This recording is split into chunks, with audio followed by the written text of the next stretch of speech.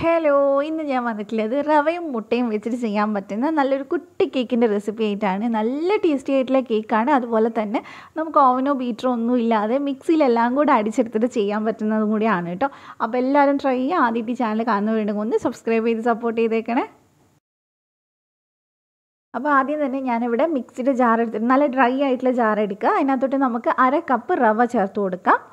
എന്നിട്ട് നമ്മൾ അതിനകത്തോട്ട് ഒരു മുട്ട ചേർത്ത് കൊടുക്കുന്നുണ്ട്. ഇനി നമുക്ക് ഇതിനകത്തോട്ട് പഞ്ചസാര ചേർത്ത് കൊടുക്കാം. ഞാനിവിടെ 1/2 കപ്പ് തന്നെയാണ് പഞ്ചസാര എടുത്തിട്ടുള്ളത്. അപ്പോൾ അതുകൂടെ ചേർത്ത് കൊടുത്തതിന് ശേഷം നമുക്ക് ഇതിനകത്തോട്ട് സൺഫ്ലവർ ഓയിലാണ് ഒഴിച്ച് കൊടുക്കേണ്ടത്. ഞാൻ 1/4 കപ്പ് എടുത്തിട്ടുണ്ട്. അതിൻ്റെ കൂടെ തന്നെ 1/4 കപ്പ് പാൽ എടുത്തിട്ടുണ്ട്. എടുക്കുന്ന എല്ലാം റൂം ടെമ്പറേച്ചറിൽ തന്നെ എടുക്കുക. അപ്പോൾ ഇനി ഇത് നന്നായിട്ട് അടിച്ചെടുത്തിട്ട് വരാം. റവ നന്നായിട്ട് അരഞ്ഞ് കിട്ടണം.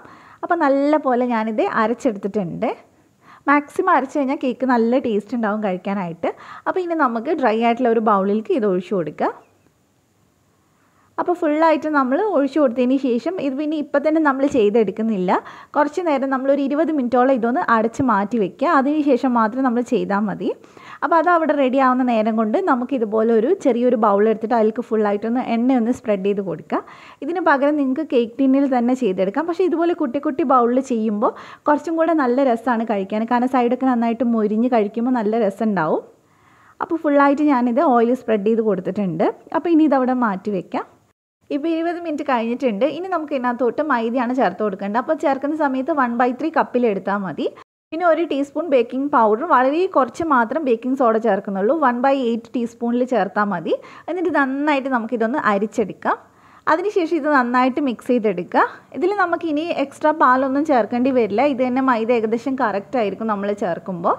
അപ്പോൾ നല്ലപോലെ നമുക്ക് മിക്സ് ചെയ്തെടുക്കാം. ഫോൾഡ് ചെയ്ത് എടുത്താൽ മതി. ഇനി നമുക്കിതിനകത്തോട്ട് 1 ടീസ്പൂൺ വാനില എസൻസ് കൂടെ ചേർത്തിട്ട് നന്നായിട്ട് മിക്സ് ചെയ്തെടുക്കാം. നല്ലൊരു ഫ്ലേവർ കിട്ടാൻ വേണ്ടിയിട്ടാണ്. അപ്പോൾ നല്ലപോലെ മിക്സ് ചെയ്തെടുക്കുക.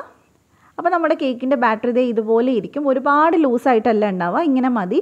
ഇനി നമുക്ക് ഒരു ചെറിയ ബൗൾ എടുത്തിട്ട് നമ്മൾ നേരത്തെ ഓയിൽ ബ്രഷ് ചെയ്ത ബൗൾ ഉണ്ടല്ലോ, അതിനകത്തോട്ട് നമുക്കൊരു 1/4 ഭാഗം മാത്രം ഒഴിച്ച് കൊടുക്കുക. പകുതി ഒഴിച്ചാൽ ചിലപ്പോൾ അത് നിറഞ്ഞ് തുളുമ്പി പോവും വേവുന്ന സമയത്ത്. അപ്പോൾ 1/4 ഭാഗം മാത്രം ഒഴിച്ച് കൊടുത്താൽ മതി. അപ്പോൾ എല്ലാത്തിലും നമ്മളിതേ ഒഴിച്ച് കൊടുക്കുന്നുണ്ട്. എന്നിട്ട് നന്നായിട്ട് നമുക്ക് ഓരോ ബൗളും നന്നായിട്ട് ടാപ്പ് ചെയ്തെടുക്കുക. എയർ ബബിൾസൊക്കെ പോയി കിട്ടാൻ വേണ്ടിയിട്ടാണ്. അപ്പോൾ നമ്മളിത് ഉണ്ടാക്കി തുടങ്ങുന്ന സമയം തന്നെ ഒരു പാന് നമ്മളൊന്ന് പ്രീഹീറ്റ് ചെയ്തിട്ട് വെച്ചിട്ടുണ്ടാവണം.